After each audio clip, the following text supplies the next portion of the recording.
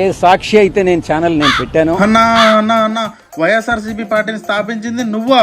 ఈ విషయం తెలియక ఇన్నేళ్ళు ఒక అబద్ధానికి ఊడిగం చేసామన్నా. ఇదిగో ఈ ఫోటో పక్కన ఈ ఫోటో ఉన్నప్పుడే అర్థం చేసుకోవాల్సింది మెయిన్ క్యాండిడేట్ నువ్వే అని. ఇంత పెద్ద మనిషిని పట్టుకొని బొచ్చు మిగిలిన వీకేశారు పార్టీల నుండి.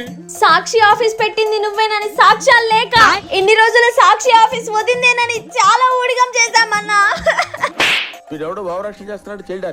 ఇలాంటి సాక్షి ఓనర్ని పట్టుకొని బొచ్చు